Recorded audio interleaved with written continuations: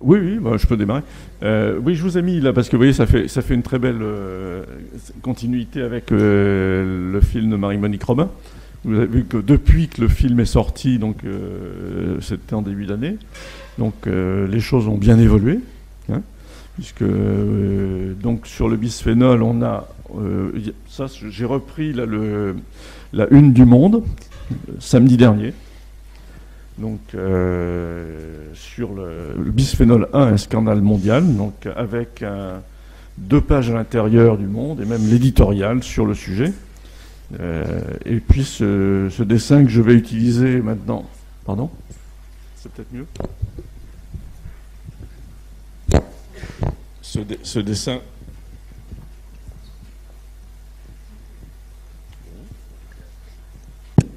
Ce dessin, je vais utiliser maintenant régulièrement parce que c'est, je trouve, très, très, très symbolique. C'est la formule chimique du bisphénol A.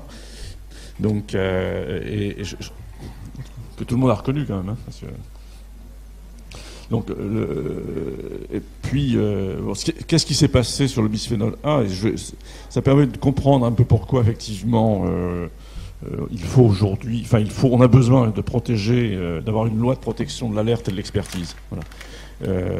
Parce que tout ça n'est pas arrivé par hasard. Enfin, le monde fait comme si, voilà, un scandale mondial. Alors, il refait l'historique, etc. Mais c'est arrivé avec la décision, effectivement, de l'ANSES qui a succédé à l'AFSA, qui est l'Agence nationale de sécurité sanitaire de l'environnement, qui a repris l'ensemble des activités de l'AFSA, plus celles qui étaient les activités de l'AFSET, donc qui couvrent à la fois alimentation, environnement et travail.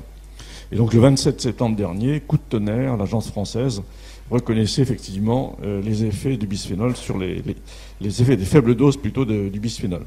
Bon, tout ça n'est pas arrivé par hasard, c'est arrivé parce qu'effectivement on a créé le réseau environnement santé le 3 mars 2009.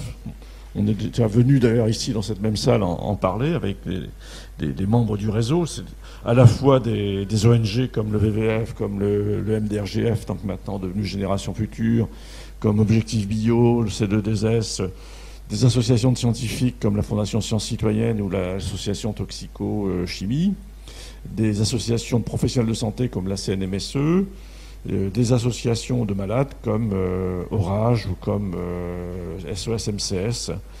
Donc on a l'objectif de ce rassemblement, c'était de dire il faut mettre la question environnement santé au cœur des politiques publiques. Elle est aujourd'hui marginale et on a une clé de compréhension de la situation sanitaire dans ce pays et plus largement dans le monde à partir effectivement de l'impact de l'environnement sur la santé. Et donc le choix avait été fait de faire la première campagne. Il y a d'autres campagnes, j'en parlerai un peu, hein, comme l'aspartame par exemple, parce qu'on n'est pas très loin là aussi de gagner cette bataille. Ou le mercure dentaire, on a fait une conférence de presse il y a 8 jours sur le mercure dentaire, un vieux problème, mais qui reste encore, qui n'est toujours pas résolu, mais qui, je pense, devrait commencer à l'être. En tout cas, la conférence de presse a eu pas mal d'impact. Et donc, le bisphénol étant la première campagne qui a été lancée, au motif que... et donc, vous voyez, la déclaration que vous avez entendue de Roselyne Bachelot, hein, disant « Le principe de précaution ne s'applique qu'en l'absence d'études fiables ». Là, les études fiables existent et concluent en l'état actuel de la science à l'innocuité des biberons fabriqués avec ce composé chimique. Je pense que ces déclarations-là vont poursuivre Roselyne Bachelot pendant toute son existence. Et donc, ce qui ne l'a pas empêché, effectivement, un an après, quand le Sénat s'est saisi de la question et a voté l'interdiction des biberons bisphénol, c'était le 25 mars 2010, donc en un an, de soutenir effectivement cette proposition de loi. Et donc en un an, il n'y avait pas de changement majeur, hein, entre-temps. Enfin si, il y a eu pas mal de choses, mais finalement on avait déjà tous les éléments pour décider un an avant et même 10 ans avant.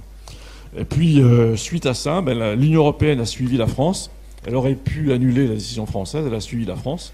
Et on s'est même aperçu le 1er juin 2011 que la Chine suivait l'Union européenne. Vous voyez, à partir de l'action qu'on a menée, on a fait bouger non seulement l'Union européenne, mais la Chine.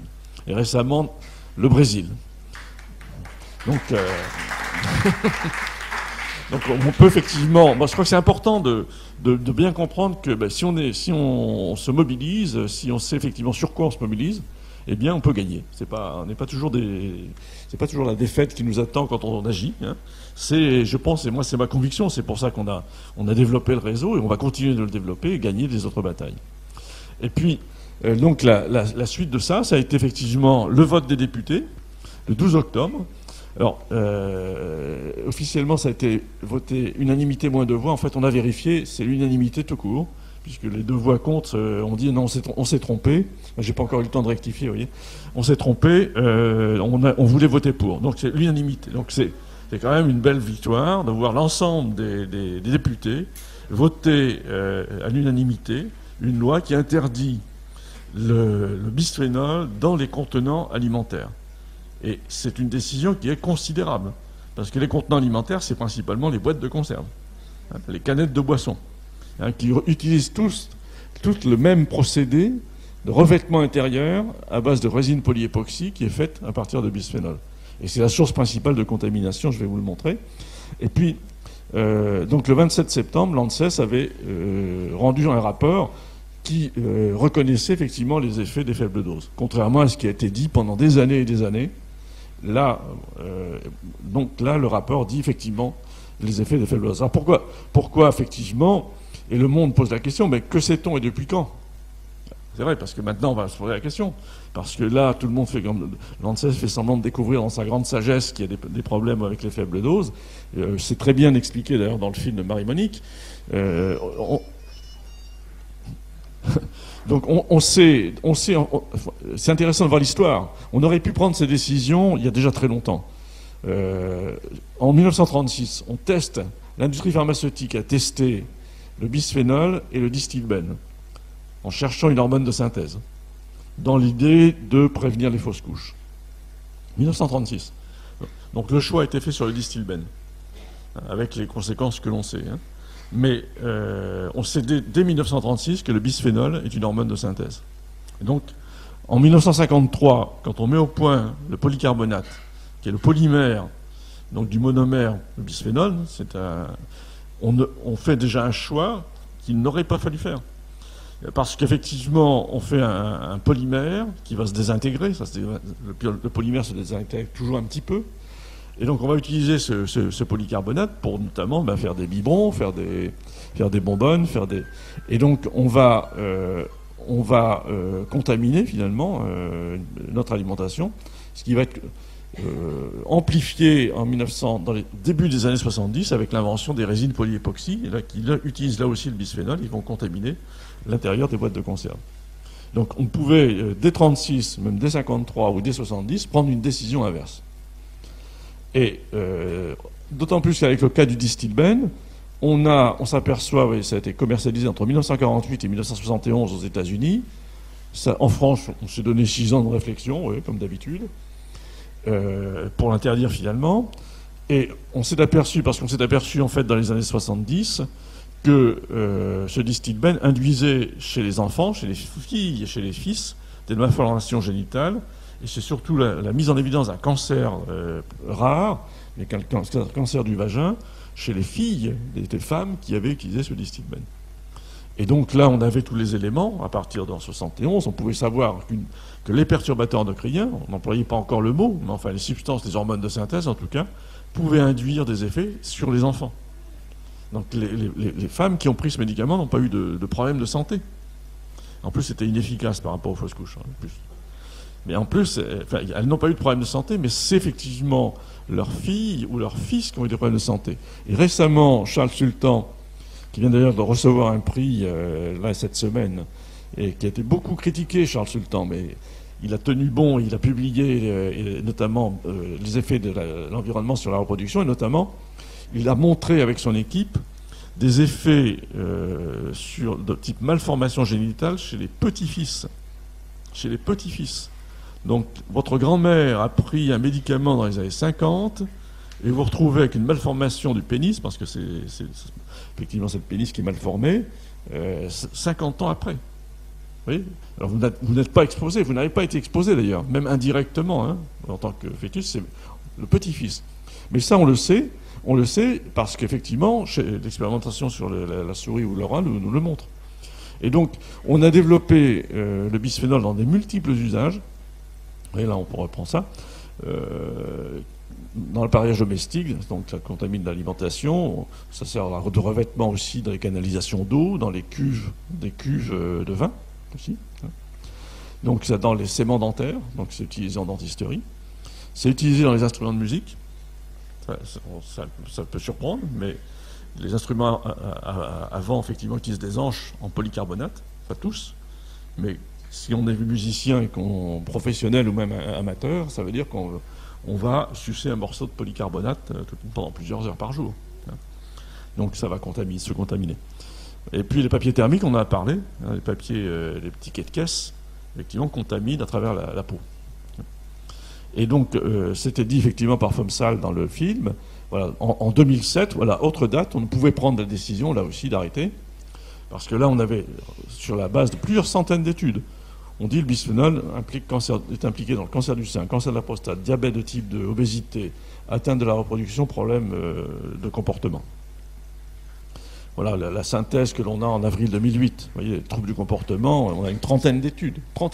Seulement une étude négative, une trentaine d'études positives. Voilà une étude en 2005. C'est une étude qui expose à une dose qui est 2000 fois plus faible que la dose journalière admissible et qui montre effectivement une transformation précancéreuse des cellules mammaires, donc qui va donner des cancers du sein, l'équivalent des cancers du sein. Et là, ce sont des souris qui ont été exposées pendant la grossesse de leur mère, à une dose 2000 fois plus faible que la dose effectivement. Encore officiellement aujourd'hui, la DGA. Voilà ça, une autre étude 2009. Là, ce sont des rats qui ont été exposés. Et donc, on a exposé les arrière-grand-mères. Et puis, on voit une baisse de la qualité du sperme, une baisse de la fertilité sur 3 générations. Les fils, les petits-fils et les arrière-petits-fils. Et on a la même chose pour le disylbène. Oui, donc, l'arrière-grand-mère est la seule à avoir consommé du bisphénol. Et on voit des effets sur les générations suivantes. Fils, petit-fils, arrière-petit-fils. Vous voyez, c'est considérable comme données. Considérable. Et donc, si vous voulez faire un repas au bisphénol, c'est encore possible. Dépêchez-vous avant que... Mais c'est très facile. C'est très facile. Moi, j'ai repris ça dans une publication consommateur américain. Voilà, vous mangez des pêches, par exemple. Vous avez le petit déjeuner, puisqu'il faut manger 5 fruits et légumes par jour. Donc, vous commencez... Comme le matin, on est un peu pressé, on ouvre sa boîte de conserve, c'est plus facile. Et donc, on mange des fruits en boîte. Bien, vous rajoutez là, par exemple, avec des raviolis, vous rajoutez, voilà. Puis vous arrivez à 1 microgramme, 1,2 microgramme par kilo par jour. Et vous voyez, ce qui induit effectivement ces effets chez le rat, c'est 1,2, c'est-à-dire la même dose.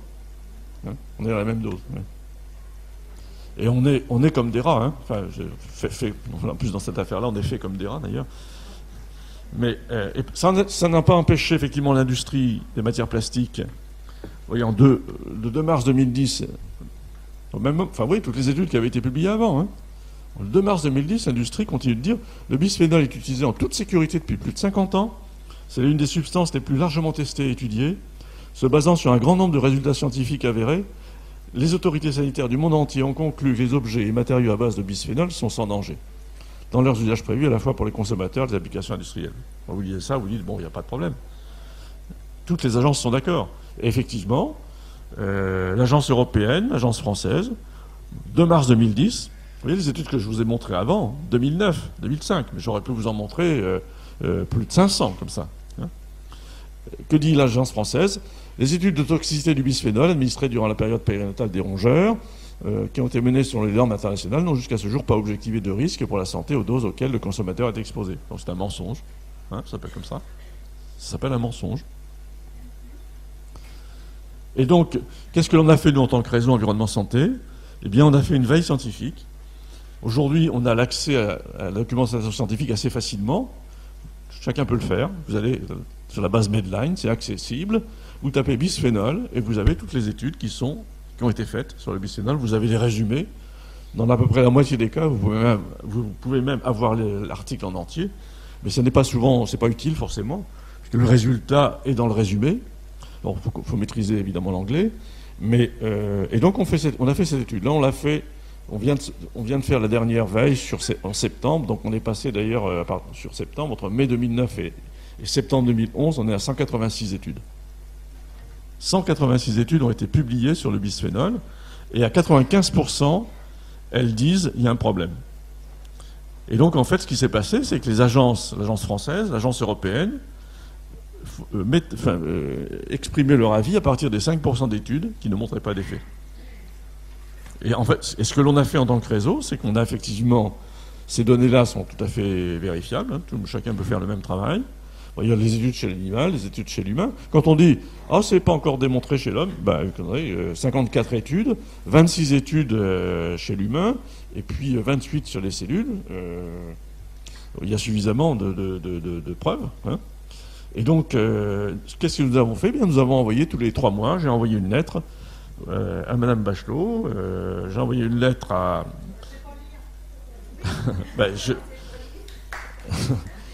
elle a dû le lire quand même, parce qu'elle a changé d'avis, vous avez remarqué, en un an. Hein.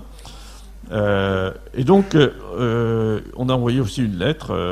À chaque fois, on disait, voilà, les dernières données sur le bisphénol. Donc, tous les 3 mois, ça revenait. Et je pense que ça a commencé, effectivement, à porter ses fruits. On a envoyé une lettre à l'AFSA pour lui demander, mais comment faites-vous pour éliminer 95% de la littérature? Et Marc Mortureux, donc le directeur, nous a répondu en disant, voilà, c'est très simple, on applique les critères de Clémiche. Ah bon? Les critères de Clémiche, il nous a donné la liste. Et vous voyez, effectivement, le premier critère, ici, je le mets là, alors c'est peut-être difficilement lisible, on prend les études BPL, bonnes pratiques de laboratoire. Alors vous dites, si vous n'êtes pas spécialiste, vous dites, bon, bonne pratique de laboratoire, ça doit être le top du top. Mais vous savez, c'est de la novlangue, en fait, c'est l'inverse. Hein, ça s'appelle bonne pratique de laboratoire parce que c'est justement l'inverse. Hein, c'est ça l'astuce. Et c'est une nomenclature qui a été mise au point dans les années 70, qui n'a pas bougé depuis. Donc à l'époque, il y a des choses qu'on ne pouvait pas voir, il y a 40 ans. Mais on s'accroche, l'industrie chimique évidemment s'accroche à ce modèle ancien, pour dire, mais c'est les bonnes pratiques de laboratoire, n'y touchons pas. Or, elles ne sont pas faites pour observer les effets aux faibles doses. Et puis, il y a des effets comme les troubles du comportement, par exemple, que ça ne rentre pas dans la nomenclature, donc on ne les regarde pas. Donc, comme ça, on n'a pas de problème. Et on a regardé, on a été voir, mais qui était ce monsieur Clémiche, dont on nous dit qu'il faut absolument reprendre ses critères. Vous voyez, l'étude de 1990, la publication date de 1997, et monsieur Clémiche, il travaille pour BASF. Donc, BASF qui est un fabricant de polycarbonate. Donc, alors c'est certainement une personne tout à fait estimable, mais par contre, d'avoir une agence publique qui fait le choix de reprendre à son compte des critères élaborés par l'industrie chimique, là au moins, là c'est clair. Hein. Pas d'obligation légale, c'est volontairement, on a été choisir ce critère. Donc qu'est-ce que l'on a fait après en tant que réseau? On a comme l'expliquait très bien Frédéric Fomsal, parce que le problème, c'est pas uniquement le bisphénol, c'est tous les perturbateurs endocriniens. Donc on a organisé 2 colloques sur le changement de paradigme des perturbateurs endocriniens. C'est à la fois pour l'homme, mais c'est aussi pour l'écosystème. Parce que ces substances, elles ont envahi l'écosystème. On avait pris cette grenouille un peu comme animal témoin, parce que les grenouilles, c'est justement un très bon témoin de la santé de l'écosystème. Hein. Et donc, effectivement, tout ce qui touche à la reproduction, c'est extrêmement important dans la nature. Et donc, on a fait ce 2e colloque au muséum, et le premier, on l'avait fait à l'Assemblée nationale. Et le Monde nous avait fait une pleine page, d'ailleurs. Vous voyez, les animaux perturbés par la chimie. J'aime bien, moi, là aussi, le dessin. Et ce qui a permis, effectivement, de mettre un peu dans le débat public cet enjeu des perturbateurs endocriniens. Et quand on regarde l'histoire, eh bien, dès 1991, à partir du moment où l'expression perturbateur endocrinien a été créée, c'est la déclaration de Wingspread, ils étaient 21 à se réunir à Wingspread, 21. Ça, c'est une très belle histoire aussi qu'il faudrait raconter, parce que 21 scientifiques qui se réunissent autour de Theo Colborn, on a obtenu qu'elle reçoive d'ailleurs la médaille du Muséum d'histoire naturelle, justement reconnaissance de cette capacité qu'elle a eue à rassembler tout le monde pour dire il se passe quelque chose aujourd'hui dans l'environnement, il se passe aujourd'hui quelque chose dans la santé humaine qui fait qu'il y a un mécanisme commun à tout ça. Et ce mécanisme commun, c'est la perturbation des hormones. Et vous voyez, toutes les hormones, c'est pas uniquement les hormones sexuelles. On s'est aperçu après que les hormones, effectivement, thyroïdiennes étaient aussi perturbées. Or, c'est elles qui contrôlent la formation du cerveau. On s'est aperçu que les hormones, effectivement, qui contrôlent les adipocytes, sont impliquées, effectivement, après dans le mécanisme d'obésité et de diabète. Et on peut, c'est ce qu'on a formulé sous l'idée des 5 points du changement de paradigme, en reprenant ce que la Société américaine d'endocrinologie avait écrit en 2009. Il y a 5 points. C'est plus la dose qui fait le poison, mais c'est la période. Les effets différés, l'effet cocktail, les effets plus forts aux faibles doses qu'aux fortes doses, et puis des effets transgénérationnels. Voilà. Ça, c'est un changement considérable, effectivement, de la façon dont on peut regarder le risque chimique aujourd'hui. Nous avons effectivement donc fait en sorte que le comité de suivi du plan national santé-environnement se saisisse de cette question et adopte une recommandation en décembre 2010 qui reprend toute cette approche. Donc ça a été voté à l'unanimité, y compris les représentants de l'industrie chimique. Donc vous voyez, on ne travaille qu'à l'unanimité. Et donc ça doit permettre aujourd'hui d'analyser le risque pour l'ensemble des perturbateurs endocriniens. Il y en a 870 aujourd'hui qui sont répertoriés. Et on va les retrouver dans une bonne partie des pesticides. On va retrouver une bonne partie des polluants du type polybromé, perfluoré, perchlorate, cadmium, arsenic, mercure. Là, c'est des vieux polluants, mais dont on sait aujourd'hui qu'ils sont aussi des perturbateurs endocriniens. Une bonne partie des cosmétiques et les fameux parabènes dont on a aussi pas mal parlé. Voilà.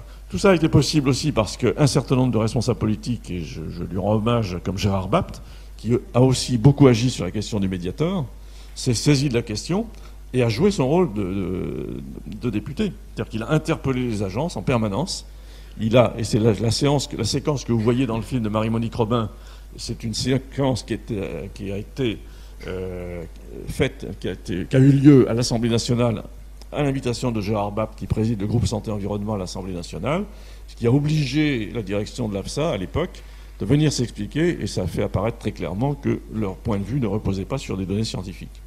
Et donc là, c'était effectivement, la suite, ça a été aussi le vote par les députés de l'interdiction des phtalates, des parabènes et des alkylphénols le 3 mai 2011, à l'initiative du député Nouveau Centre, Yvan Lachaud, et le nouvel observateur titré « Messieurs les députés, bravo », ce qui est plutôt rare dans les commentaires.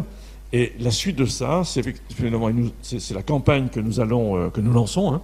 Et ça, je vous en parle parce que je pense que nous aurons l'occasion, j'espère, nous allons en discuter, j'espère que vous mobiliserez aussi sur cet objectif, de reprendre ce qui a été formulé par John Kerry dans une proposition de loi en 2009, reprise en 2011 d'ailleurs.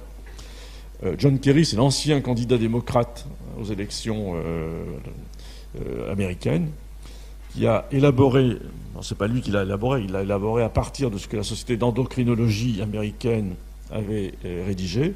Mais ce qui est très important, c'est les objectifs de cette loi. Vous voyez, il est dit que voilà, le corps des parents doit être exempt de perturbateurs endocriniens avant la conception, pendant la gestation et durant la lactation. Ben, cette phrase, elle est lourde de sens. Hein. Elle est lourde de sens. Ça montre bien l'enjeu. Ça veut dire qu'effectivement, la période de la gestation périnatale, y compris la lactation, suffit à contaminer et à induire des effets sur le long terme. Eh bien, cette période-là doit être préservée le plus possible. Parce que ce qui se joue pendant cette période va impacter la santé de l'enfant, la santé du futur adulte et la santé des enfants des enfants. Et donc, on est devant un... Alors, vous pouvez me dire, c'est à la fois une mauvaise nouvelle parce que ça fait des décennies que ça dure. Bon, alors, effectivement, mais c'est aussi une bonne nouvelle parce qu'à partir du moment où on a pris conscience des enjeux, eh bien, on peut arrêter. Hein, et c'est relativement facile, c'est pas très compliqué de supprimer les biberons bisphénol, c'est pas très compliqué de changer les boîtes de conserve. Et donc, l'objectif de cette loi, éviter une exposition nocive aux perturbateurs endocriniens. Et donc, on travaille aujourd'hui avec Gérard Bapt, notamment, sur un projet de loi, et on a bon espoir, puisque les députés, à l'unanimité, ont voté la dernière loi sur le bisphénol, et il devrait effectivement être cohérent. Alors, je pense qu'il y aura il faudra quand même continuer la mobilisation, mais en tout cas, on doit y arriver, et donc voilà. Donc je crois que pourquoi je développe cet exemple-là, parce que finalement, bon, ce que nous avons fait en tant que réseau environnement santé, on a fait un rôle de lanceur d'alerte. Hein. Là, on l'a fait de façon collective. Donc on va vous dire, et Pierre va parler effectivement de l'action qu'il a menée, mais Pierre n'est pas un lanceur d'alerte, il va le redire d'ailleurs.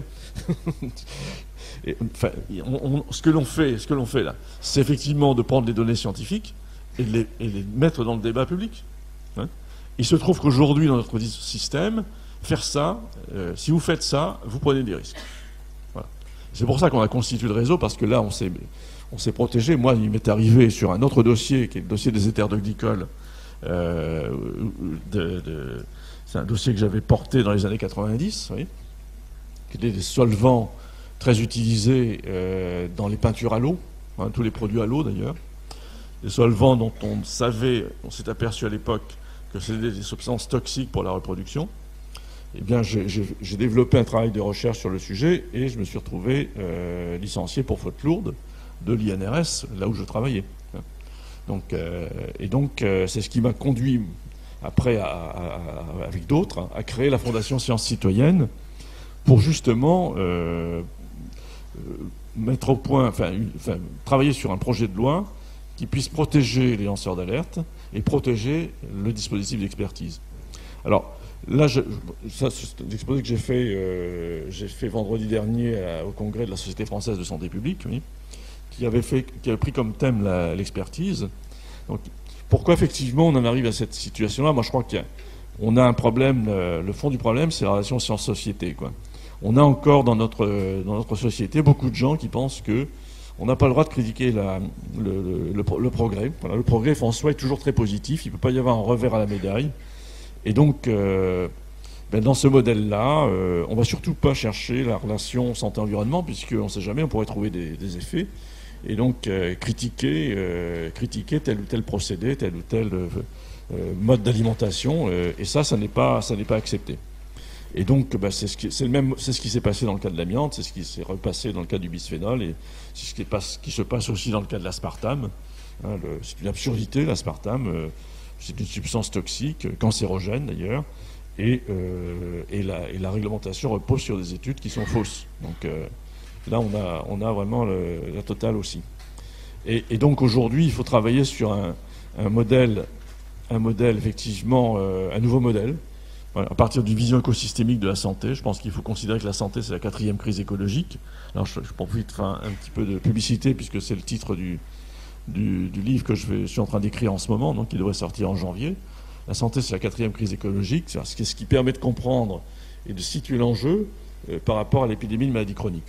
Donc ça suppose effectivement des citoyens qui soient actifs, alors que dans l'ancien modèle, le citoyen est passif. On lui dit dormez bonnes gens, on veille sur vous. Eh bien non, les citoyens doivent être actifs, ils sont légitimes à agir parce qu'ils subissent les risques, et donc ils sont fondés à donner leur avis sur la balance bénéfice-risque. C'est ça l'application du principe de précaution. Ils ont aussi à donner leur avis sur la façon dont les expertises sont conduites.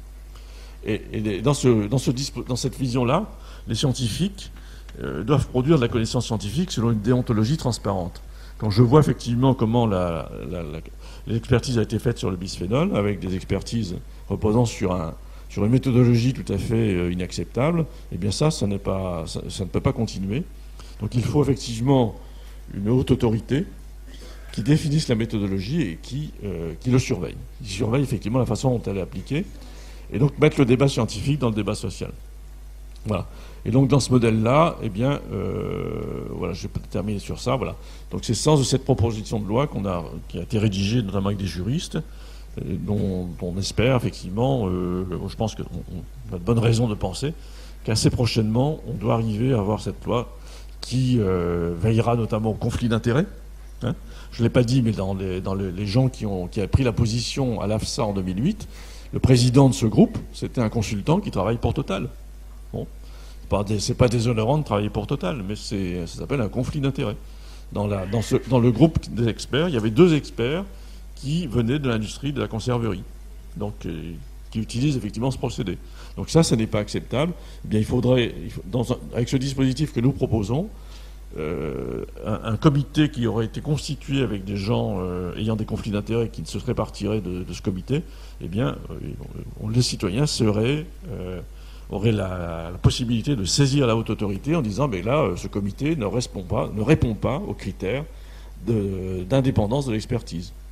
De même, la haute autorité serait là pour saisir et analyser les alertes, parce que quand un groupe de parents, par exemple, à Saint-Cyr-l'École, constate plusieurs cas de cancer de l'enfant et pense qu'effectivement c'est peut-être l'antenne antenne relais qui est responsable, eh bien cette demande-là doit être analysée.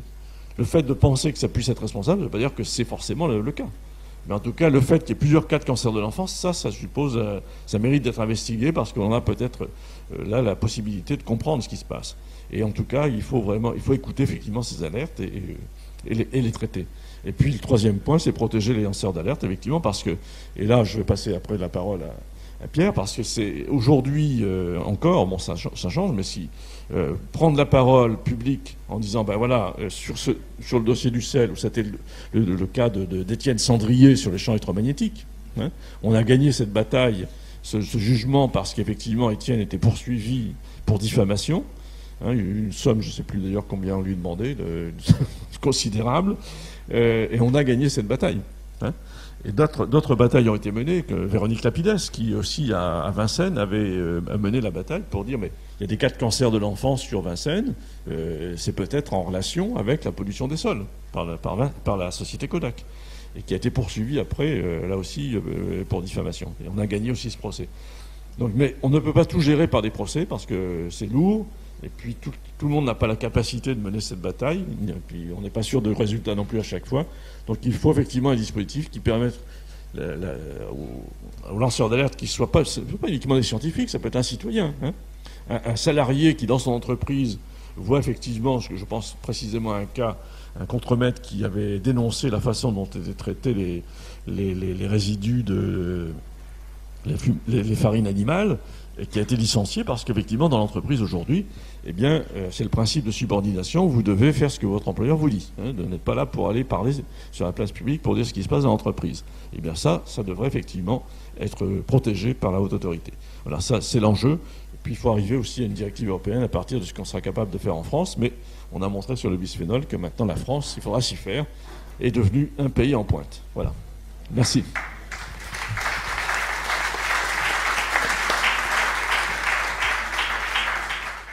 Ça, c'est une question à poser au bio. Moi, j'ai le sentiment que, je l'ai dit déjà un certain temps. Alors, il se trouve qu'on a en plus Objectif Bio dans notre conseil d'administration. Et Maria Pelletier, qui en est la présidente, a sensibilisé le mouvement bio, mais il n'y a pas eu beaucoup de réponses. Et ça, je le regrette. Parce que c'est quand même absurde. C'est absurde d'avoir... Alors, très souvent, quand même, dans le bio, on va trouver des conservants verts. Mais sauf que l'intérieur, le couvercle en fait, vous avez quand même le revêtement qui va contaminer un peu. C'est absurde. C'est absurde. Le bio, effectivement, est constitué pour éviter la contamination par les pesticides. Et si vous mettez du bisphénol, c'est exactement la même chose. Hein. Donc c'est absurde. Donc il faut que le bio intègre cette dimension-là, quoi. Et donc, mais j'ai le sentiment que c'est pas vraiment le cas aujourd'hui. Alors il faut se dépêcher. C'est encore un petit peu, faire éliminer rapidement. Un peu controversé, mais non, ça s'élimine très rapidement, en 24 heures. Ça s'élimine très, très rapidement, mais alors ceci étant, les données en France montrent que dans l'échantillon de l'étude ELF, qui surveille les femmes enceintes, on a, sur la dernière donnée qui est parue il y a quelques mois, 96% des femmes enceintes en France avaient du bisphénol dans l'urine. Donc, vous voyez, ça veut dire qu'on a des contaminations régulières, quotidiennes. Donc on n'a pas tout identifié. On n'a pas tout identifié. Et donc c'est un enjeu important, c'est ce qu'on appelle l'expologie, comprendre l'exposition, les sources, de façon à les éliminer. Il y a une partie notamment qui n'est pas, à mon avis, pas bien identifiée, c'est la contamination des poissons et des crustacés, par exemple. Puisque tout ça se retrouve dans l'écosystème. Parce que la mer de plastique qui est présente dans les océans, ça se décompose après, effectivement. Donc ça contamine effectivement l'écosystème. Donc c'est en partie comme ça qu'on se retrouve contaminé aussi. Mais alors là, bon, ça, la mer de plastique, la mer, bref, voilà. C'est pour ça qu'il faut évidemment agir le plus en amont possible et utiliser effectivement des polymères, des plastiques qui soient biodégradables. Voilà, c'est ce qu'on aurait dû faire au lieu de se lancer les polymères à base de pétrole dans les années 50. Par exemple, les bouilloires. Oui, les bouilloires, c'est très pratique quand vous faites chauffer, préparez votre thé, hein, parce que vous faites bouillir l'eau, là, vous le laissez en permanence. Hein, parce que ça garde effectivement le... Moi, je travaillais dans un laboratoire, effectivement, on mettait la dose le matin, puis ça bouille toute la journée, comme ça. Donc ça a le temps de se contaminer, de se charger en... Oui, mais c'est comme ça qu'on se contamine, effectivement.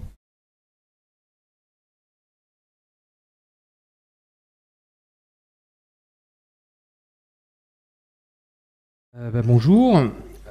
Écoutez, je ne vais pas vous parler du dossier du sel. Vous me poserez des questions si vous voulez. Ni de moi-même, d'ailleurs, je vais être beaucoup plus large que ça. Je voudrais plutôt venir en soutien aux démarches du type de celle d'André Cicolella et de ses collègues au travers du réseau Environnement Santé, qui me paraissent essentielles. Je crois qu'une des caractéristiques majeures de la société dans laquelle nous vivons, qui est une société capitaliste, c'est vraiment la désappropriation des choses. C'est-à-dire le fait que chacun d'entre nous est dépossédé de plus en plus du contrôle de son existence, de son devenir, et dans tous les domaines. Alors ça touche aussi bien les gens qui fabriquent des produits d'ailleurs, je veux dire des gens dans l'industrie agroalimentaire ou industrie chimique ou autre qui vont fabriquer des choses avec une division du travail, une hyper-spécialisation telle que très peu de personnes, si ce n'est plus personne, ne contrôle exactement tous les processus de production de A à Z. Encore moins les effets santé que cela peut avoir sur la population ou sur l'environnement. Et côté consommateur, si vous voulez, là aussi, je veux dire, plus personne ne sait exactement ce qu'on met dans leur assiette, ce qu'on boit comme boisson, qu'est-ce qu'il y a dedans, comment c'est fabriqué, etc. etc. quoi. Donc essayer de se réapproprier les choses le plus possible dans des démarches comme celle-ci me paraît être absolument essentiel, quoi. Parce que sinon... je veux dire, c'est une perte de contrôle total de sa vie. Alors en même temps, c'est vrai que ces démarches-là aussi, pour moi, ont aussi un caractère un petit peu de Sisyphe. C'est le rocher qu'on remonte sur la colline à chaque fois. Pour des raisons simples, pour des raisons qui sont liées, donc encore une fois, aux caractéristiques générales de la société dans laquelle nous vivons, société capitaliste, sur lequel je voudrais faire quelques commentaires. Et ces commentaires, je vais les séparer en deux types, un concernant les entreprises, d'une part, et l'autre concernant l'État, d'autre part. La partie sur les entreprises sera relativement courte parce que je pense qu'ici les gens sont déjà sensibilisés aux problèmes que cela pose. Ce qu'il faut bien garder à l'esprit, c'est que les sociétés dans lesquelles nous sommes, nous avons des producteurs, des entreprises fabriquant des aliments ou toute autre chose, qui sont donc en concurrence les unes avec les autres et qui ont à ce titre des impératifs absolument essentiels pour elles, en termes de survie. Lorsqu'une entreprise essaye de fabriquer les produits au plus bas coût possible pour le vendre au prix le plus faible possible, donc au plus grand nombre de personnes possible, ce n'est pas un choix délibéré, c'est dans un mode de production concurrentielle avec des entreprises fonctionnant séparément et étant en concurrence, en compétition les unes avec les autres, un impératif de survie. Donc il ne s'agit pas de gens mauvais au sens ou de grands démons, il s'agit de gens qui essaient de survivre dans un système économique particulier qui est le système capitaliste. Alors à ce titre, en effet, on peut constater que dans tous les domaines économiques, donc, quelle que soit l'entreprise considérée, petite ou grande, bio ou pas bio, le mode de fonctionnement est le même. Fabriquer au plus bas coût possible les produits pour les vendre au plus grand nombre possible de personnes. L'objectif de ça est uniquement celui-ci. Ce n'est pas de répondre à un besoin particulier, forcément.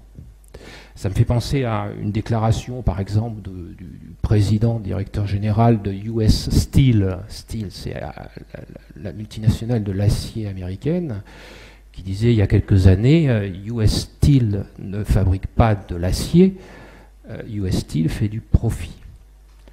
Donc l'objectif unique d'une entreprise, encore une fois, sous peine de disparaître, c'est de faire du profit.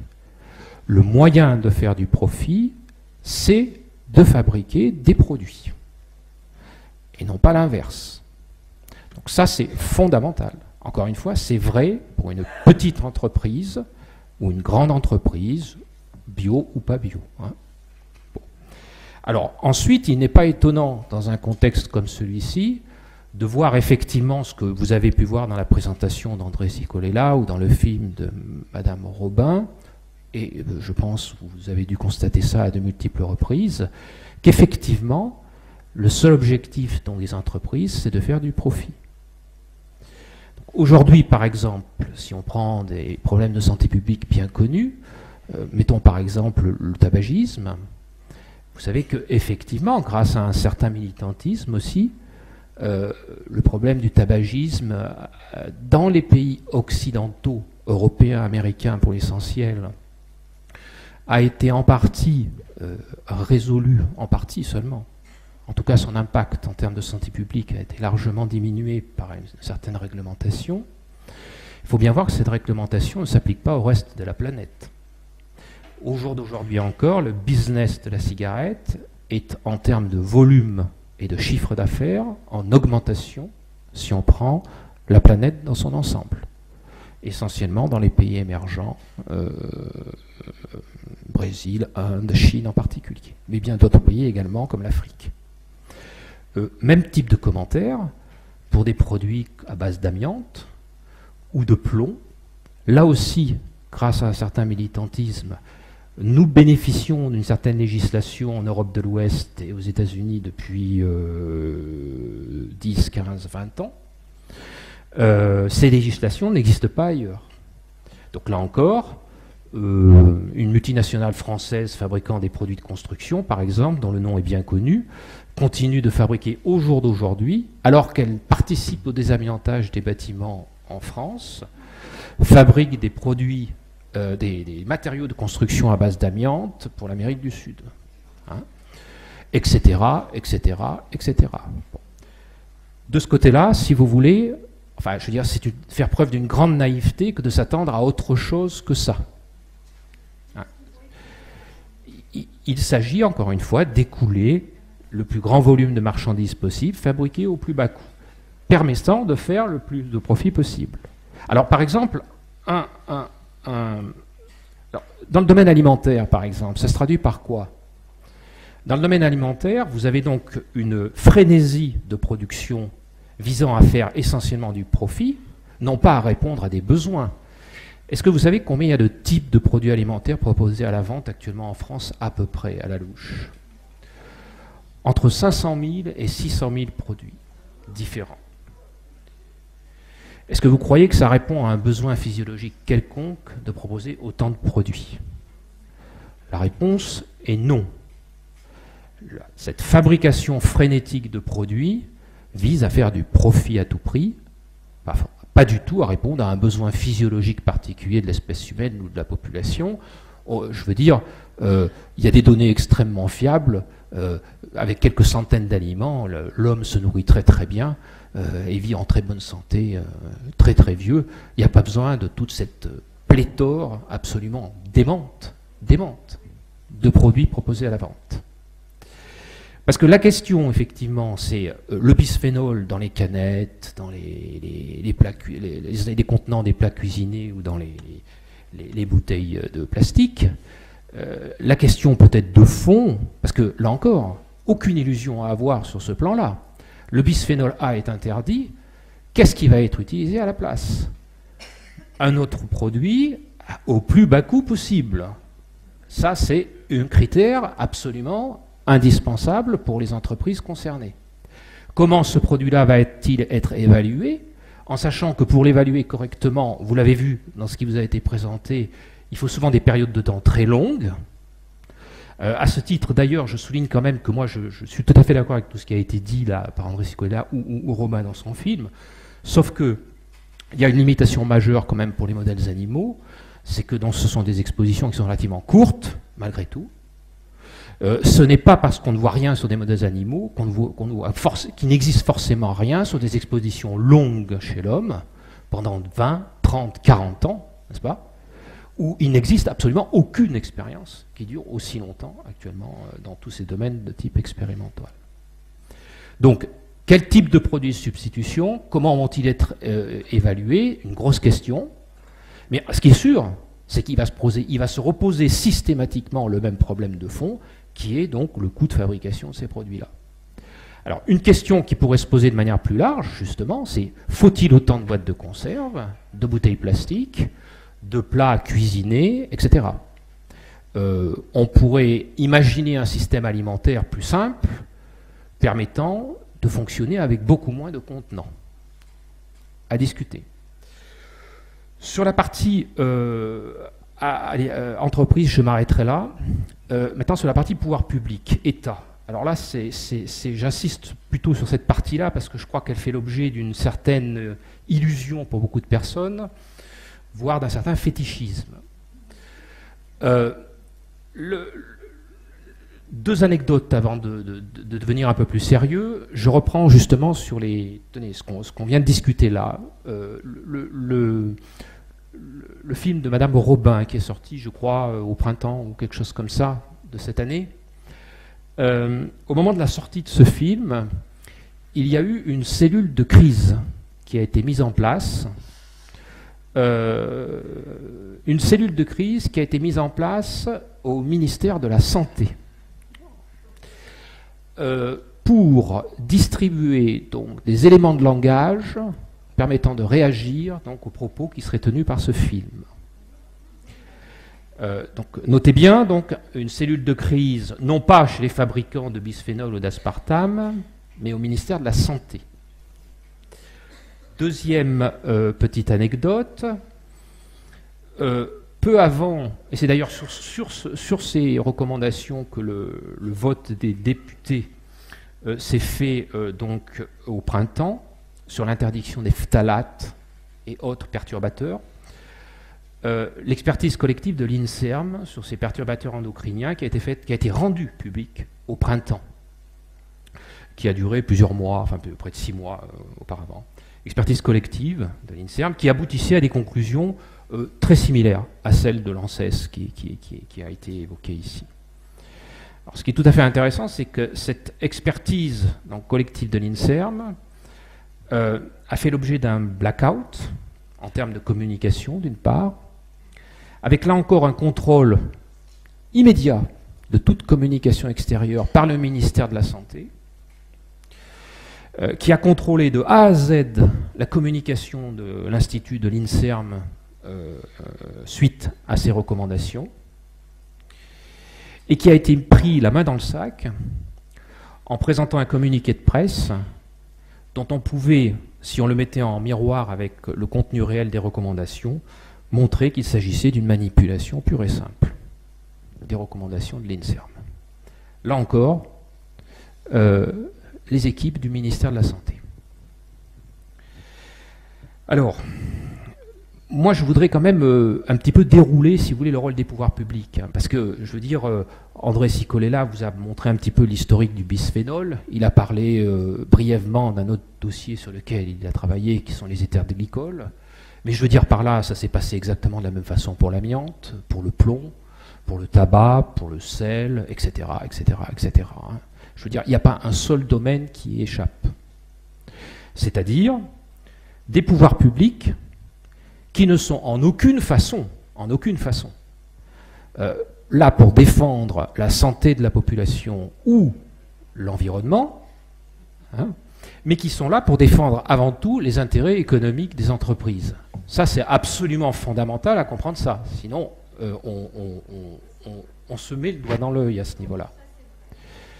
Alors, je vais vous prendre quelques exemples là-dessus, par exemple.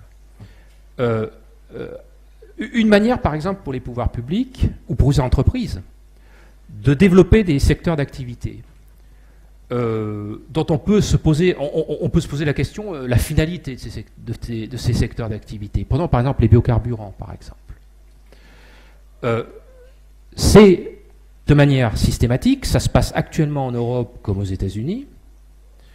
Comment faire en sorte que des agriculteurs cultivent des céréales pour produire de l'éthanol plutôt que pour produire des céréales, de la farine et du pain pour nourrir des personnes. C'est de les subventionner donc, à des niveaux absolument considérables. Donc, par exemple, actuellement, cultiver 1 hectare de blé en France rapporte 60 € de subvention ou quelque chose comme ça. Si vous passez donc d'une jachère à 1 hectare de blé cultivé. Si vous passez d'une jachère à 1 hectare de blé cultivé pour produire de l'éthanol, vous avez une subvention actuelle à hauteur de 300 € à peu près. Qu'est-ce que vous croyez que va choisir les agriculteurs? L'autre façon aussi de favoriser aussi ce type d'activité, vous réduisez les charges patronales. Dans le domaine des biocarburants, par exemple, je prends que cet exemple pour illustrer, si vous voulez, rien qu'en France, en Europe, pardon, excusez-moi, pas en France, en Europe, l'année dernière, plus de 1,5 milliard d'euros d'exonération de cotisations patronales dans ce secteur-là. Donc là aussi, moyen direct pour favoriser le développement de certains secteurs économiques au détriment d'autres, avec une finalité qui, comme vous voyez par exemple pour les biocarburants, n'est pas du tout claire. Au jour d'aujourd'hui, puisqu'on va rester dans le domaine alimentaire pour ne pas élargir trop, prenons les grandes surfaces par exemple. La France est déjà championne du monde de mètres carrés de grandes surfaces par rapport à la population. Au jour d'aujourd'hui, le rôle des pouvoirs publics, à la fois nationaux et locaux, est de favoriser le développement des grandes surfaces. Au jour d'aujourd'hui, l'installation de nouvelles grandes surfaces ou l'agrandissement des grandes surfaces existantes. Quelle est la finalité de ça? Si vous prenez un autre exemple, les moyens alloués aux faibles moyens dont disposent les pouvoirs publics pour contrôler tant soit peu les échanges de marchandises, alors par exemple dans le domaine alimentaire, par exemple. En l'occurrence, le service des douanes et le service de la Direction générale de la répression des fraudes. Que se passe-t-il depuis une quinzaine d'années? Les moyens alloués à ces services sont en diminution constante. Au rythme actuel de diminution, ce sont des services qui deviendront à peu près obsolètes d'ici moins d'une dizaine d'années. Quelle est la finalité de ça? Est-ce que ça va permettre de contrôler, par exemple, des produits fabriqués en Chine, ou ailleurs, j'ai rien contre la Chine, loin de là, ou ailleurs, pour savoir si ça contient, par exemple, tel polluant, ou est-ce que ça se conforme à telle réglementation particulière? Même chose pour la Direction générale de la répression des fraudes. Si vous passez des textes de loi, par exemple, prenons un seul exemple, vous passez un texte de loi réglementant la teneur en sel dans le pain, qui est à des niveaux extraordinaires. Vous passez ce texte de loi, décret ou loi, peu importe. Comment le faites-vous appliquer? En France, il y a plus de 30 000 artisans boulangers qui travaillent de manière à peu près séparée les uns des autres, sans aucune coordination pratiquement.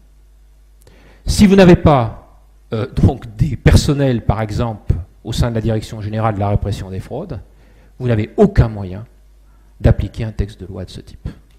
Donc vous pouvez toujours le passer. Ça n'aura pratiquement aucun effet, et il y a beaucoup d'exemples d'ailleurs de ce type-là. Autre exemple des pouvoirs publics. Il y a eu un lobbying assez important des associations de consommateurs en France pour essayer de faire adopter des modes d'action juridiques sur le mode collectif, comme cela se fait dans le droit anglo-saxon. Pour des raisons historiques dans le droit anglo-saxon, parce que là aussi, si vous voulez, c'est un droit qui est rogné de plus en plus dans le monde anglo-saxon, ces actions collectives par class action, comme on appelle ça en anglais. Ce type d'initiative a été absolument torpillé, bien évidemment, par les pouvoirs publics, qui ne veulent absolument pas voir ce type d'action se mettre en place pour des raisons qui vous paraîtront relativement évidentes. Autre exemple. Les pouvoirs publics, donc ministère de la Santé, ministère de l'Environnement, ont mis en place un certain nombre de plans nationaux de prévention. Plan national nutrition santé. Maintenant, plan national nutrition environnement. Alors, ça pourrait en soulager quelques-uns, en rassurer quelques-uns, n'est-ce pas? Ah, les pouvoirs publics font enfin quelque chose. Prenons par exemple le plan national nutrition santé, qui court depuis 2001, qui vient d'être lancé sous sa 3e version. L'ensemble du plan, l'ensemble de l'argent public consacré donc à la prévention nutritionnelle, puisqu'il s'agit de ça, en l'occurrence ici, donc les déséquilibres nutritionnels, excès de graisse, excès de gras, excès de sucre, etc., représente une enveloppe d'à peu près 50 millions d'euros par an. Tout compris. Les campagnes de presse, les campagnes d'affichage, l'action vis-à-vis des professionnels de la santé, etc., etc., etc. Le soutien aux initiatives locales. Ce chiffre, je veux le mettre en parallèle avec un seul chiffre. L'argent consacré par le secteur agroalimentaire à la publicité agroalimentaire chaque année en France. 2 milliards d'euros. 2 milliards d'euros consacrés à promouvoir des produits qui, c'est l'association UFC qui le montre très bien, des produits à 85% déséquilibrés sur le plan nutritionnel. Avec un cœur de cible précis, à savoir les enfants. Avec une efficacité absolument majeure, hein, puisque toutes les enquêtes de consommation le montrent très très bien, avec une efficacité majeure, la malbouffe, au sens nutritionnel du terme, c'est un problème de jeunes. C'est-à-dire que les individus se nourrissent le plus mal entre 10 et 20 ans. Nous sommes dans une société qui fabrique donc de la malbouffe chez les jeunes. Ensuite, tous les critères de malbouffe concordent pour montrer qu'en fait, la qualité nutritionnelle de l'alimentation s'améliore ensuite avec l'âge. Les gens se nourrissent d'autant mieux qu'ils sont vieux. En fait, les gens qui se nourrissent le mieux, c'est les gens de 70 à 80 ans. Ceux qui se nourrissent le moins bien, ce sont les jeunes. C'est une conséquence directe, donc, de ce système de publicité qui vise à créer des besoins, puisqu'encore une fois, pour vendre 500 000 à 600 000 produits, comme je vous l'ai dit tout à l'heure, ça ne va pas se faire spontanément. Il faut créer des besoins. Comment pouvez-vous imaginer qu'un plan national, public, financé à 50 millions d'euros, puisse concurrencer un matraquage publicitaire à 2 milliards d'euros qui utilise tous les canaux possibles? Là encore, si on regarde l'action des pouvoirs publics sur cette partie publicitaire, qu'est-ce qu'on constate? Le fait de favoriser la publicité de manière continue depuis 30 ans. Alors là, je voudrais aussi, quand je dis pouvoir public, quand je parle d'État, je voudrais insister sur un point aussi qui me paraît important. Certes, bien évidemment, en France, ça reste l'État français, mais de plus en plus, et c'est même, quand je dis de plus en plus, c'est même devenu prépondérant maintenant, il va s'agir de l'échelon européen. Je voudrais rappeler quand même que plus de 80% des lois votées en France, aujourd'hui, sont de simples transpositions de directives européennes. Donc, ne croyez pas qu'il y ait trop d'initiatives à ce niveau-là. Donc, au niveau européen comme au niveau national, qu'est-ce qu'on constate? Le fait de favoriser, et encore une fois, à initiative donc de décrets, de lois, de directives européennes transmises dans la loi. Donc, par exemple, la publicité télévisuelle, par exemple. En 1968, elle est mise en place en France. Vous savez, la première chaîne à l'époque, combien elle avait droit de publicité par jour? 2 minutes. Aujourd'hui, une chaîne comme TF1 a droit à 144 minutes de publicité par jour. Et ça continue. Vous avez une directive européenne de 2006 et 2007 qui a permis d'une part la publicité de la grande distribution, pour la grande distribution, en plus de la publicité pour le secteur agroalimentaire. et qui a permis aussi maintenant l'introduction des publicités cachées dans les fictions. Donc vous trouvez maintenant de la publicité, en plus des 144 minutes, dans les films, les feuilletons, etc., tel que vous pouvez le constater. Le fonctionnement des agences d'expertise. Alors les agences d'expertise, là aussi, a priori, ça pourrait rassurer la population. Parce que en France, jusqu'en 1995, il n'y a pas d'agence d'expertise. La première agence d'expertise mise en place, c'est le médicament dans les années 90. L'AFSA, 1999, pour les aliments. Pour l'environnement, c'est même plus tardif que ça. Et André Cicolella a joué un rôle d'ailleurs pour la mise en place de cette agence. Là aussi, dormez braves gens, on veille sur vous. Sauf que quand on regarde comment ça fonctionne, il dit que je suis trop pessimiste, mais c'est pour contrebalancer son optimisme. Qu'est-ce qu'on constate sur le mode de fonctionnement de ces agences? Quelques constatations. Dans le domaine nutritionnel, par exemple, que je connais puisque j'ai participé à quelques expertises, donc à l'AFSA, par exemple, en 2001 et en 2004. Mais il y en a eu des multitudes de recommandations faites par les agences. Moi, dans le domaine nutritionnel, malheureusement, probablement que c'est beaucoup, je ne sais pas, peut-être qu'il y a moins de militants que dans le domaine des polluants chimiques.